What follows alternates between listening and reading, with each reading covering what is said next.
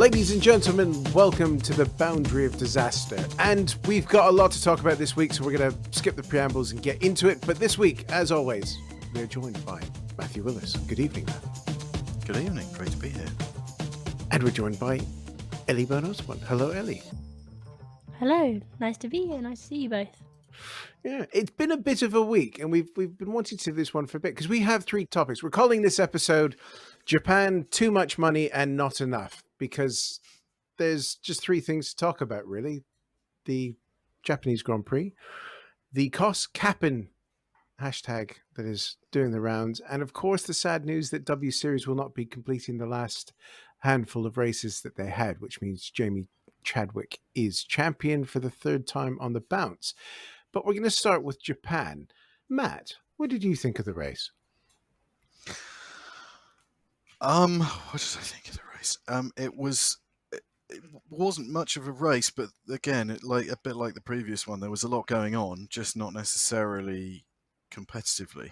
It was, again, some really worrying safety issues.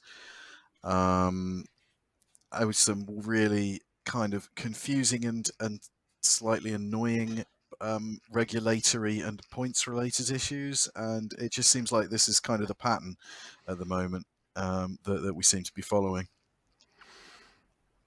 Yeah, and again, this sort of weird so-called extreme wet tire that doesn't actually seem to work in the wet any better than an Inter, and you'd think they'd figure that out after all these years, but that's by the by. Ellie, you sort of came to it a bit late. Being a student, you weren't going to get up at 6 o'clock in the morning for a 3-hour rain delay. What did you think of it when you woke up and saw what had happened? Oh, I was awake at 6 a.m. I watched the pre-race, and then it got to probably about lap 3, and I fell asleep. And then by the time I woke up, it was Max Verstappen. You are the world champion. You're on the podium as well, and it was all over. But from what I have managed to watch on the good old Tinternet, yeah, it looked a bit like Singapore, just a bit uneventful, and then, some fantastic safety regulations, another tractor on the track, and poor Pierre Gasly getting 20 seconds and 2 penalty points for driving past a tractor that shouldn't have even been there. Yeah, so what actually happened there? Because it looks, what was it? Sainz just aquaplaned off on a strange part of the track, picked up a whole pile of advertising hoarding that he then deposited on Gasly, who went round, changed his nose, and they put it at a safety car. I guess, Matt, from your standpoint, and you're an elder statesman on this podcast, like my good self, we remember the bad old days of all kinds of carnage and things going on. Of course, it was at Suzuka that Jules Bianchi aquaplaned off and hit almost exactly the same type of tractor. Just sort of describe, if someone hasn't seen it yet, what happened with Gasly as he was coming up to it, because he was trying to catch up to the back of the pack on the safety car. Yeah, and this was exactly the scenario that we had with Jules Bianchi, and it was exactly the scenario that was supposed to never be able to happen again with the various rules that were introduced. Basically, exactly as you described it. So you had Sainz kind of come off the track in an area where there wasn't a lot of space, and he basically just went straight into the barriers and dumped a load of debris. Gasly picked up a big advertising hoarding, which was draped over the nose of the car, and how he could even see anything with that thing on it. So he comes around. Safety car picks up the main group, and they're going around at safety car speed. The tractor has raced out and is literally on the, as it was at Monza. We're not just talking about on the circuit in general terms. It was on the actual tarmac of the track. Suzuka, as we know, built in the 60s, it's narrow by modern standards. There's not a hell of a lot of room for racing cars. And you had this tractor, which was approximately half on the track and half in the gravel trap, recovering Sainz's Ferrari. And this was bad enough with the cars behind the safety car, which was still moving and passing this tractor with very little space, really, in the scheme of things. Very little visibility with the spray. And I haven't been able to get quite an impression of what the difference between the in-car camera visibility and the visibility of the actual driver was. But if the visibility was, put it this way, if the visibility was anything like what we saw through the cameras, then it was just a horrendously dangerous situation where you couldn't really see anything until you were on top of it. Gasly came past it because he was going quicker than the rest of the pack because he was trying to pick up the rest of the pack, which again was exactly the situation that Jules Bianchi was in back in 2000 and whenever it was. And this is a situation that the virtual safety car was supposed to alleviate, but we weren't under virtual safety car, we were under normal safety car. And you see from the in-car footage that he came upon this tractor with no warning whatsoever, and had he been a few feet over to the left, he would have hit it. And we saw the in-car footage from other cars that weren't going around to pick up the back of the pack, but they were still moving at a decent enough speed under the safety car. And I think it was Zhou who was very close to it, and it looked like inches from collision, and with no warning that this thing was there. And again, this is the difference, whether there's a difference between the camera, which is, up on the airbox and probably more in the spray than the driver's face is, but, it's still not great. The other thing that irked me about this was people then rushing on to kind of defend it and to say that, oh, well, Gasly was going too fast. He should have known there was stuff on the track. It was under double waved yellow, so he should have been going at a speed where he prepared to stop. To my mind, none of that matters, because you've got human error and you've got sort of subjective human judgment. And there are always going to be circumstances when that lets you down and accidents can happen if you've left the physical circumstances for an accident to happen. So that's why I'm unhappy about that. Well, I did see a really heartbreaking interview that Pierre gave to, I think, probably Sky, from where I've seen it, saying basically when that happened, he was into it, looked like he was about to start crying, genuinely terrified for his life. He's like, if I had gone off like Sainz had, I would be dead. And he knew Jules, and he was saying just how terrifying it is and how this should never happen. And I've seen the videos of the tractor on the track, and it shouldn't happen. Not in modern day F1 where there are so many other scenarios. There shouldn't be a chance where the drivers should be in danger under a safety car like that. And of course, in the wet, it's always extra dangerous, and there's always aquaplaning and things like that. But after what happened to Jules, it shouldn't happen again. There should be much more in place to stop it from happening again. And the rules have failed us, or failed the drivers. And there was a really interesting tweet that the FIA did backing their decision. And I think they just can't even attempt to admit they're wrong because they know they are. But they don't want to admit that because that doesn't do them any good. All that means they've got to do something and they don't want to. They don't want to take accountability for what could have happened. Yeah, and I think the thing to remember is that this is a group of young drivers who have lost two friends. So they grew up with Jules being the one just in front of them, and then they lost their mate Antoine Hubert in not a tractor incident, but that horrible crash at Spa a few years ago. So, for those of us that remember, watching Ayrton and Roland Ratzenberger's accidents, goodness, what is that? 28 years ago now. That lives with us. But for these young racing drivers who are on the up, to be in that situation, you can see it. And I thought Pierre's interview, I think I watched the same one as Els did, was very moving. There was a lot of anger and there was a lot of upset in it that came across. And the FIA statement I thought was crass, considering in the previous race when there was that clip of the marshals pulling the wing out of the tires, they put a tweet and a statement out immediately saying that the marshals were not on track when that clip had been shown. It was a replay, and yet a week later they allow a tractor, and I think it's 4 marshals are on the circuit at the same time. It's it's disgusting. And let's be clear, the 20-second penalty was for speeding in the previous sector, wasn't it? So it wasn't speeding in the same sector. He had slowed them down. I believe. Probably right. But this Yeah, is that's correct. Yeah.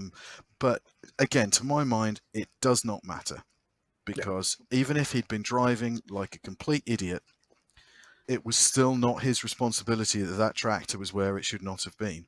And these are two entirely separate issues. And as Elle said, you get aquaplaning. You can get aquaplaning on any part of the track, and the driver is then a passenger. And it's particularly with as you mentioned, the tyres. The tyres are dreadful. We used to have much better wet tyres. The Bridgestone tyres from the late 90s were better than the tyres that they're using now in the wet. And it's the reaction of the FIA that's so disappointing, because again, you've got the FIA, it's kind of marking its own homework, and you had this situation where they were in a rush to get the race underway and to actually get some racing laps because of the time limit, the clock running down, and I think because of that there was this imperative to try and get the car off the track and get them racing again. And it's not good enough. And I think the fact that if you had the FIA, when these things happen, if they came out and said, this isn't good enough, we're actually going to get our house in order now, then I think everyone would be fine with that. But it's just, we've had 3 races now with really kind of nasty safety issues. And after Jules, that you just don't, and after Antoine, and this is a dangerous sport, we know it is, but it doesn't have to be needlessly dangerous. And like you were saying a minute ago about how they were rushing to get the car off the track and to get the race underway because they were under pressure. We've said it before on this podcast, and we'll say it again. F1 has gotten far too monetized and it's not prioritizing the driver's safety, which is what should be a race should be about watching the drivers compete. It shouldn't be a worry every time watching it, thinking, why are they doing that? It's already dangerous enough. Why add extra pressure just because you want to speed things along? That is not how it should be. The FIA are there to make the rules and to keep the sport as safe as possible, and instead they are toying with these rules that shouldn't be there. They should after Jules, after Antoine, after all of these things, there should be better rules in place to keep these drivers safe if they want this to keep going. And with they think because maybe it's because they think they're charging so much they've got to get a race underway. But I think anyone would rather watch a long race than pay to watch a race where a driver has crashed and died. Mm-hmm. I don't think nobody will want that. We will want to watch the racing. We don't want to watch a horrific safety incident, and that is what is going to happen at some point. It feels like a miracle that we've avoided one this season. There's still 5 races to go? Yeah, definitely. And we're going to places where, again, when we get down to Brazil, it is a high chance it's going to be very wet. And again, that's an old school track, not a lot of runoff, safety cars prevalent there. And then the Mickey Mouse ones out in the desert, there's, you can just disappear off into the horizon there. So that's not really too much to worry about. But let's just wrap this one up with one more thing on the FIA. The time limit rules for points that were introduced after Spa last year were written in a way that, as a business analyst, I love, because they completely cancelled each other out, the 2 rules that stated whether or not full points or minimum points should be awarded. So by stopping the race and starting the race again and then cutting it short, that actually meant it was a full Grand Prix and full points. So Max Verstappen is world champion. And I think one of the things that bugged me about all of that was the confusion over the race finishing when it did, because it hit the 3-hour limit. So it was the lap that the lead driver was on when he crossed the line. Perez and Leclerc were having a fantastic battle. Leclerc broke himself, ran over the curb, and they gave him a 5-second penalty for that, which was incredibly fast, which meant that was the extra point that Verstappen needed. Now, I'm going to say this again. depending on what we talk about next, this season, Verstappen is a deserved champion. He's had the tools and he's done it. Last year we're going to get onto it again in a minute, but this year, even as someone who doesn't particularly like him, it's been a peerless performance. It's what you see champions do when they're given a championship car. They just go and they win it. It's reminded me a lot this year of Mansell 92, just someone who can dance with the tools that they've got.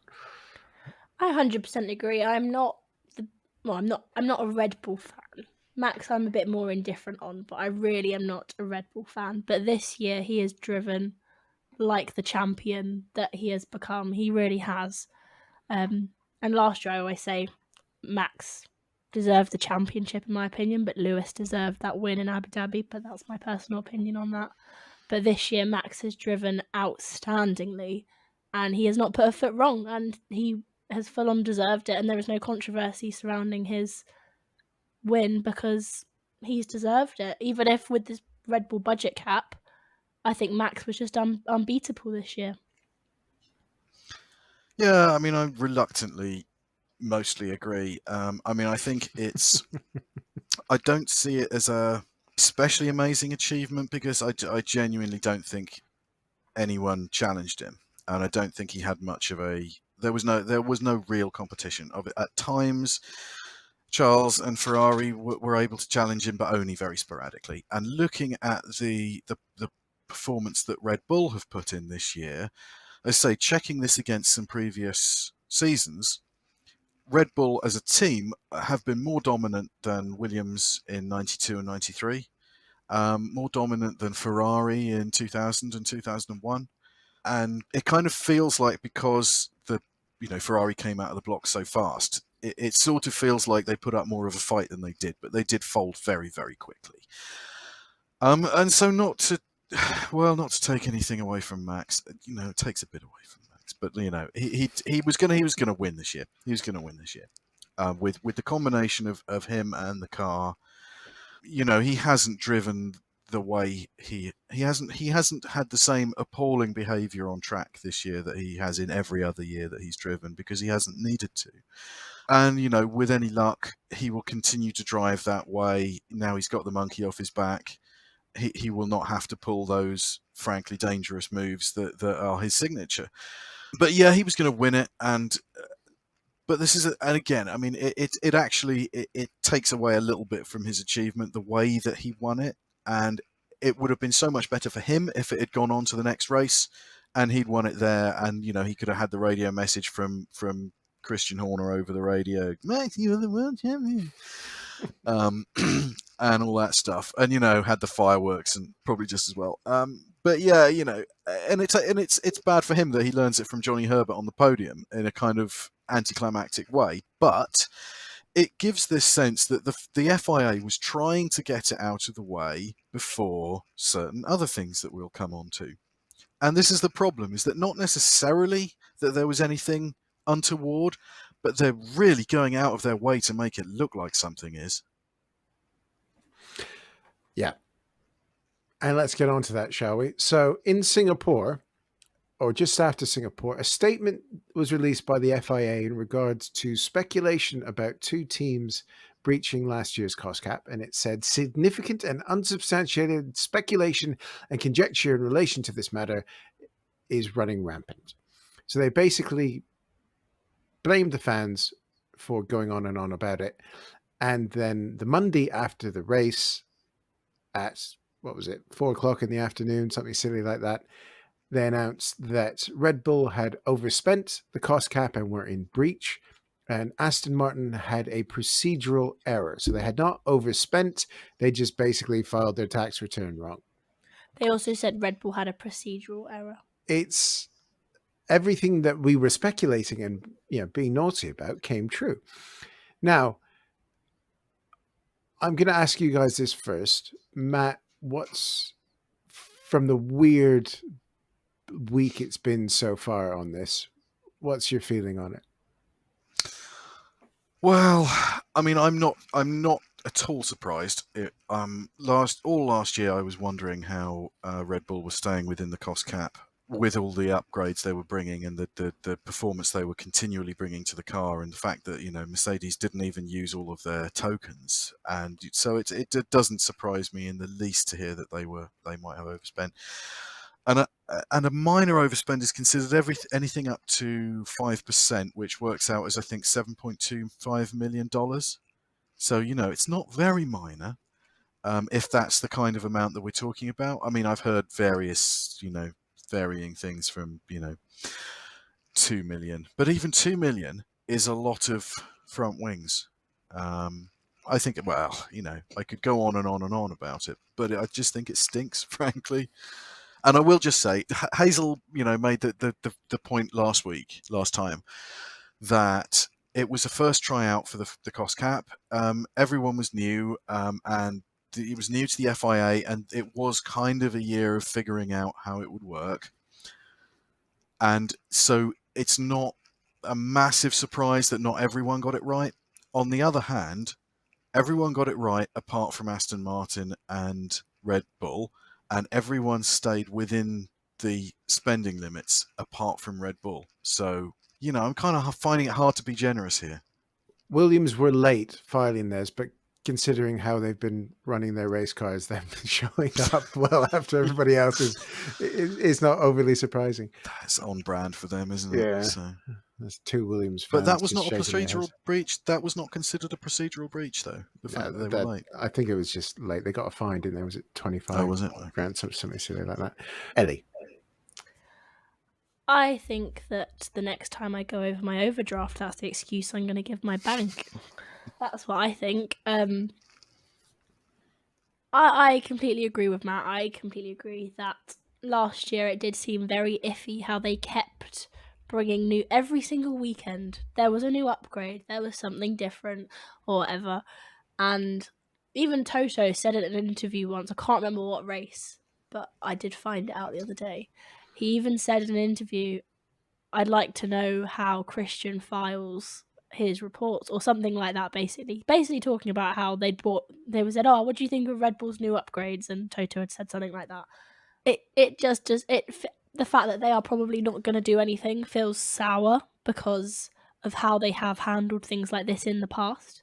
And the fact that they've said it, that Red Bull have said it as catering issues or something like that, but it's like, well, are they just firing a front wing under catering? Is that actually just, are they calling that a new chicken wing type of thing? A front wing chicken wing or something? But I don't know. It all just feels a bit iffy, and considering how the rest of the season has gone with Max's penalties and other people getting penalised and not him, it all just feels very like the world is against everyone else. And like I said, the fact that everyone else managed to stay in budget is just kind of ridiculous, that it is Red Bull that have gone over a team that should know better and have some of the best engineering and financial minds in motorsport in the world, that they've somehow managed to go over this budget. Yeah, absolutely agree with all of that. And credit to Adam, who's sadly can't be with us here tonight, but he did find this quote from Christian Horner to Sky TV after the Monaco Grand Prix, where Christian Horner says, I am convinced that all the main teams will go beyond the $140 million cap budget threshold. What is the penalty for a slight violation? Because an upgrade costing $4.5 million can make a difference in the race for the World Championship. Yep. I mean, and it did. And this attitude that is obviously, this attitude that everyone's breaking the rules, and you get this in motorsport. And Tom Walkinshaw apparently, was fond of saying no legal car ever won a race, and I find that this, and Tom Walkinshaw, who let's remember was at Benetton in 1994. But this attitude that is kind of prevalent in parts of the motorsport, that it's the only rule you shouldn't break is don't get caught, and it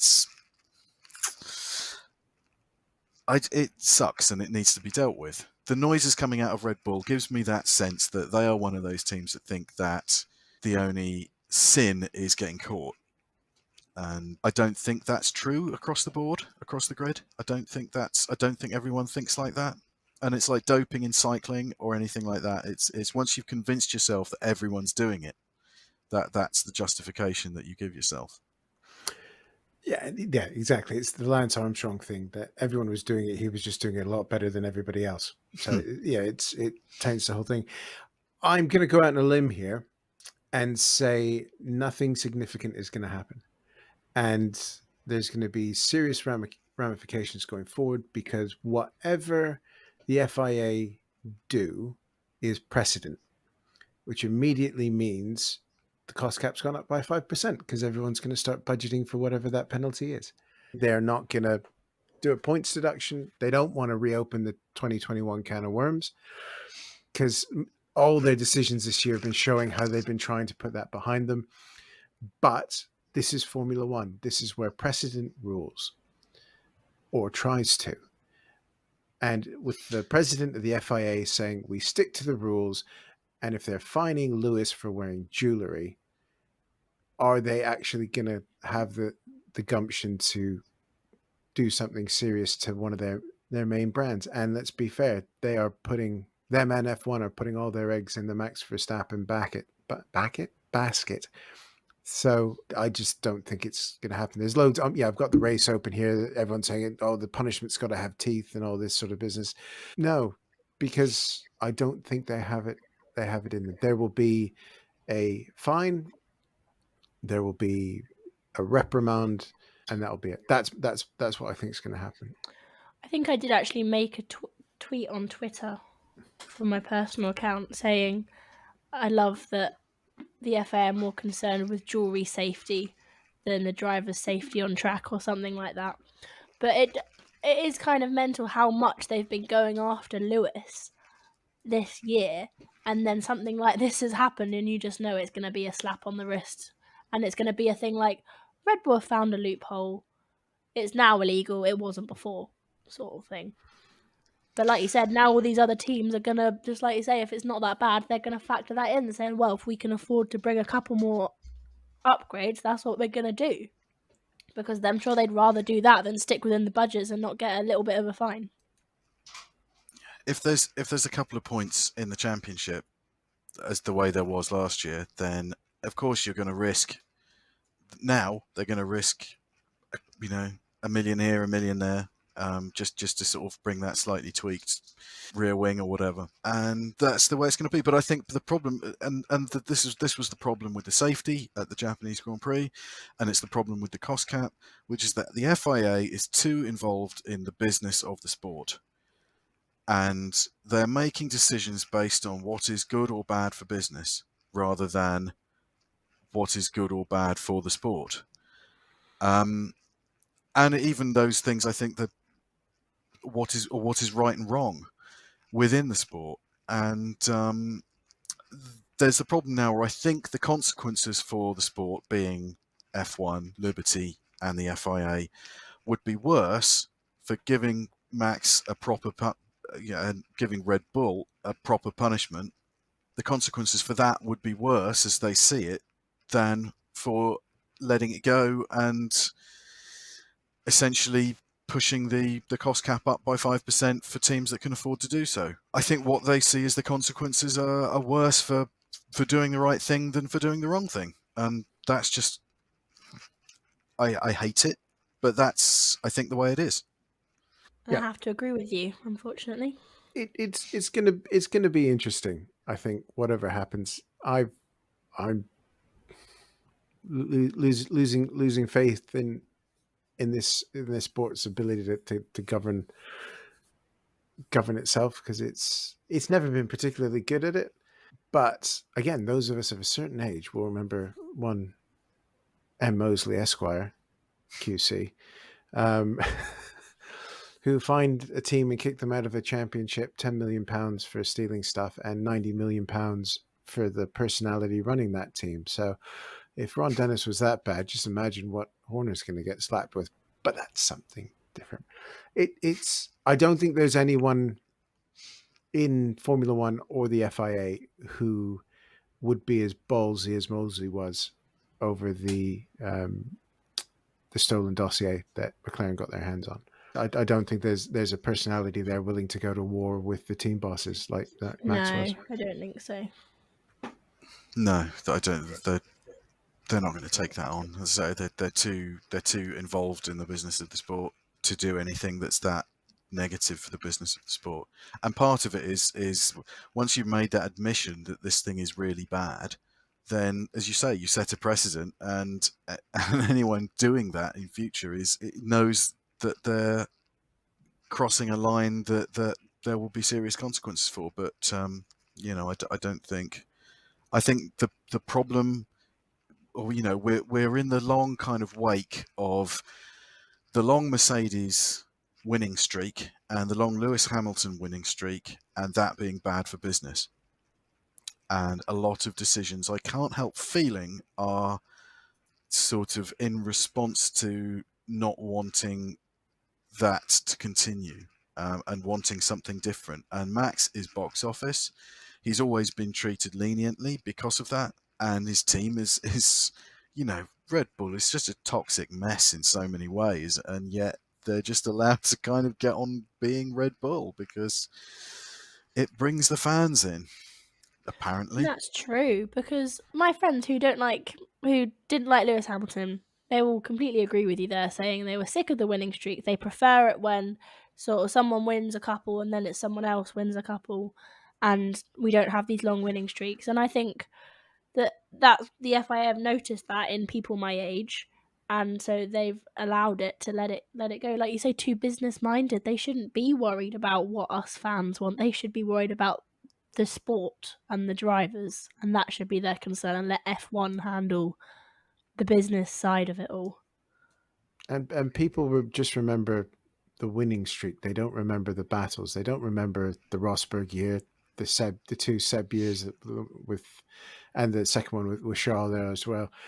Those were not easy championships. Yes, on one of them he wrapped them up a bit easy, but for a long time in those seasons, not the Rosberg one aside, because that went down to the wire, of course, but the Ferrari seasons when they had the juiced engine, those were great years because it was tight. They had proper literal wheel banging in Azerbaijan, wasn't it, when Seb went a bit nuts. Brake test. We're going to miss Seb.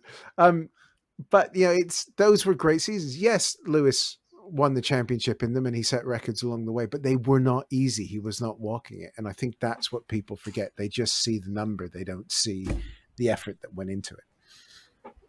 Yeah, 100%. And I think that the 3 years where Lewis was fighting Nico, they were not easy championships. Nico was a damn good driver. He was very, very fast, and he pushed Lewis incredibly hard. And I think actually in 2014 there wasn't much in it. And then Lewis kept getting better, and Nico, I think, hit his peak and recognised that, and that's when he retired.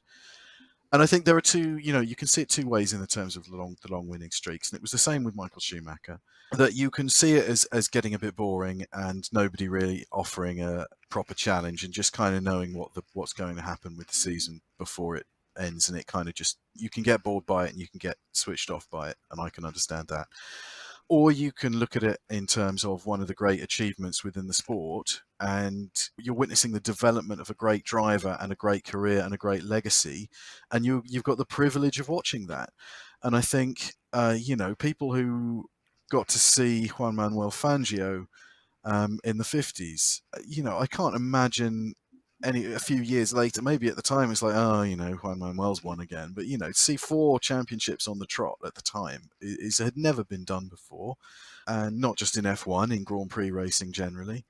It's a privilege to watch that, I think. And it probably might not seem like it at the time. But as you say, there's 2 years with Seb. And I think partly there was a sense of Ferrari's really quite epic ability to screw up a potentially winning position, and I don't think we should underestimate just how often that happens. But they gave, particularly in the first half of those seasons, they gave Lewis an incredibly hard time, and he stepped up and he improved his performance, and the team improved their performance, and that was actually a good thing to watch. And I think I can see it both ways, because I got bored with Schumacher winning all the time. I was never a fan of him. I didn't enjoy seeing him win season after season. But again, even then, there were a couple of seasons within that long winning streak where, maybe it was Williams one year or McLaren another year, gave him a bit of a fight. And then obviously Fernando Alonso and Renault came along and they actually gave him a proper fight and kicked his ass. And that was what everyone wanted to see. So I was, for all, I'm not much of a fan of Alonso the guy either, but I was happy to see him beat Michael Schumacher at the time, and I can imagine people are the same with Max Verstappen. I will never enjoy watching Max Verstappen win because I dislike him that much. I think that's legitimate, frankly, but a lot of people won't. But anyway, that's how I feel. Well, in 2020, when Lewis won, I remember Dad saying to me, "Oh, I feel like one of those Schumacher fans that I hated so much, and now I've become one." And it's one of those things that will always stick with me. And then, of course, he didn't win the next year, so in my head, I was a bit like, "Oh, Dad, did you jinx it?" But the thing to remember about Michael was we saw him getting better. 91, the Belgian race with Jordan, and then jumping ship to Benetton. I remember when he won Belgium the next year for Benetton, which was a turn up for the books. That was that wet dry race, wasn't it? And which was one of the few races that year where the Williamses just didn't work at all. I remember my dad turning to me and saying, "That boy's going to be world champion." And then the following year, just him sitting there ready to pick off the Williamses again if anything went wrong was something else. And then, whatever, they still go on about, traction control and all that rubbish in 94. But I remember that season vividly, and he was, okay, I'm caveating this. He's kind of where Max is now, raw and fast, and can win lots of races.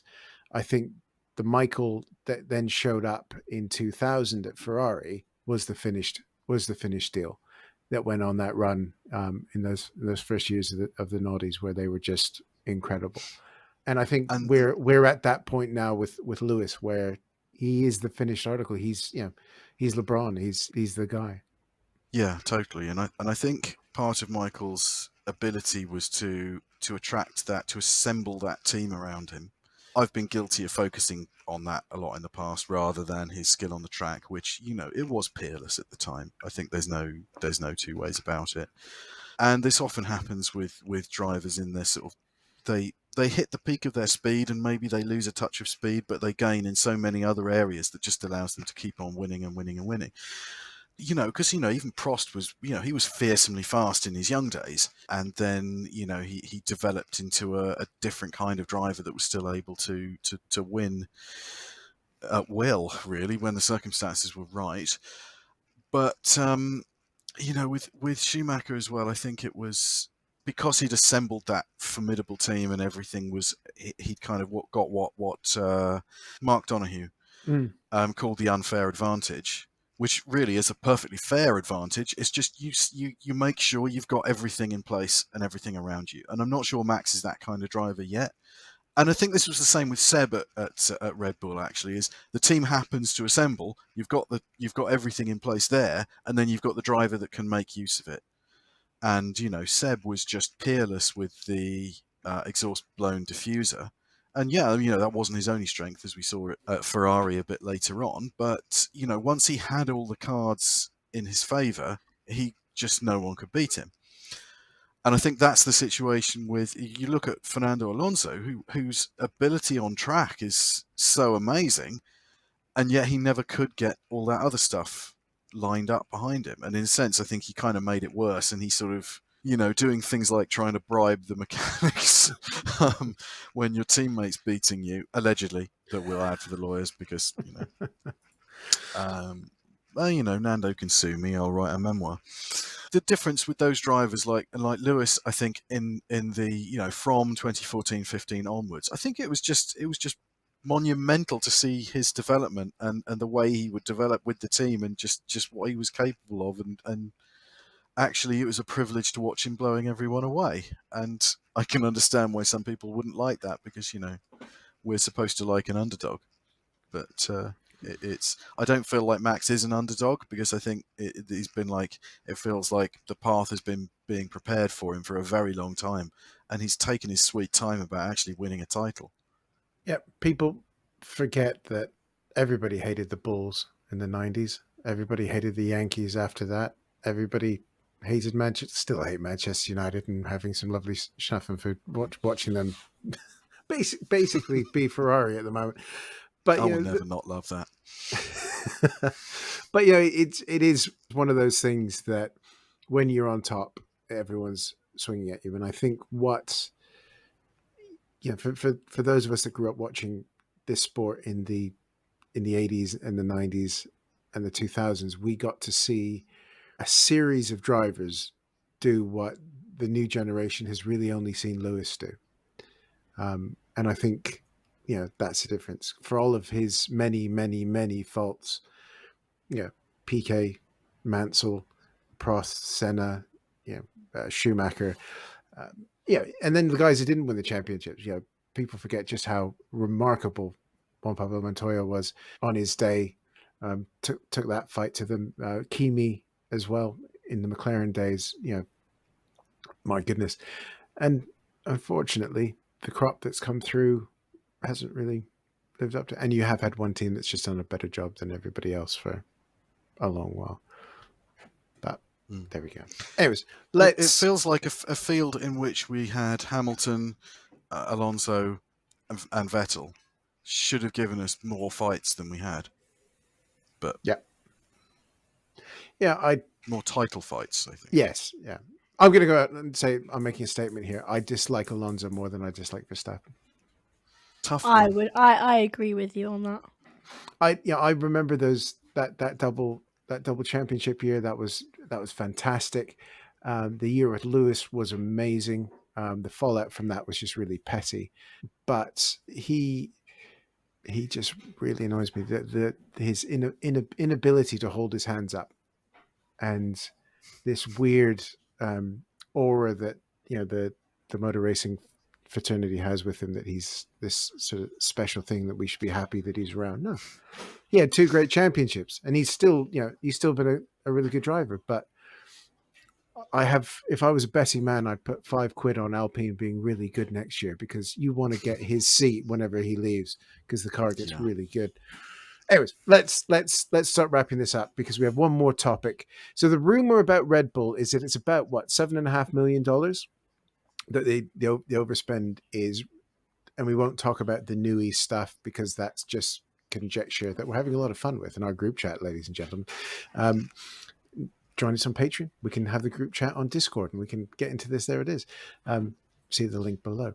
But W Series has announced that they are not going to complete their last couple races, which is a real shame. It would have been an American swing, which would have been an incredible visibility for them and their drivers. And the rumor is it is about $7 million that hasn't come through in funding, which means that they are unable to continue. So that means Jamie Chadwick is champion again, which is well deserved. I think she's only made one mistake this year, and that was at Singapore, when she just clearly got a bit frustrated getting stuck in that train. But I for one think this is a great shame, and I'm actually going to go to your old publication, Matt, because yesterday Charles Bradley did an opinion piece, and he wrapped it up with this, which I think is quite telling. He says W Series should be a means to an end, but if what happens next doesn't lead to the ultimate destination, when the dream of producing the next female Formula One racer will remain a dream. And if you take away the middle rungs of the ladder, then you've got there's missing a very little chance of them getting to the top anyway. Needs editing, Autosport. You have gone downhill, ladies and gentlemen. And where's F1 in all of this? He continues. It's not great optics when you claim we race as one, to champion diversity, and then to stand by and watch something fail that actually delivers that. I'm not suggesting that it should bankroll or underwrite W Series as a business, but it should certainly do all it can to offer further assistance to ensure that it doesn't die. The day that W Series should end is when it becomes the norm for female racers to be well represented, because it is then that it has served its purpose. But I fear that is a long way off in the future. And I think that's very well put, because that's kind of my feelings on it. I agree with the man whose name I cannot remember, whose thing you just said. Charles But I Bradley. think it is a great shame. It should be a means to an end. It should be a stepping stone, not where female racing drivers get stuck. And I think it's a great shame that no teams have shown interest in Jamie, picking her up as a development driver or in a team or whatever, because she is a talent to be reckoned with. And I think if you put her in equal machinery with a lot of drivers on the grid, she would whip them silly. And the fact that it's run out of money and that we might... Has it been confirmed that it's not coming back next year? Is that... Catherine Bonmuir is insisting that they will be doing everything they can for next year. But I think one of the question marks is whether or not they can afford to still be on the F1 bill. Yeah, it is such a shame, because exactly that. Saying We Racers One, I mean, when I was at Silverstone, I was looking everywhere for a We Racers One merch, nothing anywhere. You know, if they're all about making money, you'd think that's something that they would do. Apparently not. But the fact that they have a chance to make a dent in their so-called mission and have failed so gloriously really is sad, because if they claim We Racers One, we see women in the F1 in the future, then why would they not be doing everything in their power to help these women get somewhere within F2 or F3? Why would you leave them there stuck? And there are so many women waiting to go in to W Series, or trying to get in, or in F2, or well, not F2, in F3 or regional Formula 4, or all over the world that need this chance, and yet now it's been taken away from them. I think it's a great shame. I think that as a woman, it really hurts me, because Formula One is such a male-dominated sport, and it's time for a change. It's time for some extra eyes to make it a bit better. Yeah, I totally agree with all of that. I think, F1 should have been using this as an opportunity to make up for a lot of lost time. I mean, when was the last time a woman attempted to qualify for a Grand Prix was, I think, 1992. And the last time a woman actually raced in a Grand Prix was, I think, in the 70s. Women can race competitively with men. We know this. This is not news. They just need the opportunities to bring them through the ladder. They need the sponsorship. They need the places in the teams. And for whatever reason, it's these things which are not happening. And whether there's the conservatism of sponsors or teams or investors in the sport, and this is the viewing figures for W, for a junior series, for a series that's below Formula 3, its viewing figures have just been ridiculous. I mean, it's just, and going up and up year on year, and it's got, with Channel 4 in the UK, this was on the in 2019 season, and then they were with Sky, and I think they had sort of 400,000 viewers the first year, and it's sort of over 500,000 the next, and it's just for the Silverstone race this was. And it's crazy that the money isn't there I don't understand why the money isn't there, and relatively small amounts of money. I just do not understand, with its profile and with the need to get, the fact that there's such a market out there. As we keep talking about motorsport, and F1 in particular is a business, the market there is in that 50% of the population. Why is the sport not just going hell for leather to actually make this happen? I cannot understand it. It does not make any sense to me.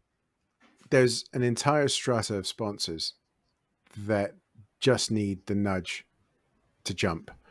And it's beyond me. Maybe they're hesitant to make a move into what they would probably see as a male-dominated area. I think in Jamie Chadwick that W Series has the hero they needed to be that person, and she desperately needs to move on to fulfill that. And I think all winds are blowing to Indy Lights, aren't they, for Jamie, which would be fantastic, actually. But it is really heartbreaking. And, Hazel, who also sends her apologies, everybody, told us she was in the call when Catherine made the announcement, and it was clear that they had literally not slept to try to make sure that hasn't happened. So we hope that they'll be back next year, and we do wish Catherine all the best in her efforts to secure that funding. And, I just feel really sorry for the drivers who had the opportunity to race in front of two incredible crowds in Austin and Mexico, that they're not going to be able to do that. But there we are. So believe it or not, we've got a bit of a break now before the next race, which is going to be quite nice. We just have to wait to see what the FIA do. Speculation and Formula One Twitter are in meltdown, as you would expect. We will return and dissect it later, but I think that's it. Ellie has a charity lacrosse event to get to, so we can't keep her waiting anymore. And Matt and I are getting old. We need to put slippers on and go to bed. So good luck, Ellie. Yes, have fun, Ellie, and thank you, celebrating our win. So thank you very much for joining us, Matt. Thank you. And thank you, Ellie. Thank you, and thank you, Dad. Matt. Boney. Yeah, that'll do. Dad works. That's weird. Editing that out. So until next time, we have been the Boundary of Disaster. Thanks for listening, and take care of yourselves. Thanks for sticking around and listening to this episode of Boundary of Disaster. Please, if you can, like and subscribe, leave us a review, because that would be amazing. It helps with all the algorithms, and that means people can find us a little bit easier. Of course, if you can tell your friends as well, you never know, they might start listening to us as well, which would be ace. If you fancy supporting us, there's a Patreon page. The link is in the description. Also, check out the other links. We've got a link tree there that goes to all of our socials, including the new TikTok, which Ellie has got up and running, and the rest of us still don't know much about. So, until next time, thank you so much. Bye.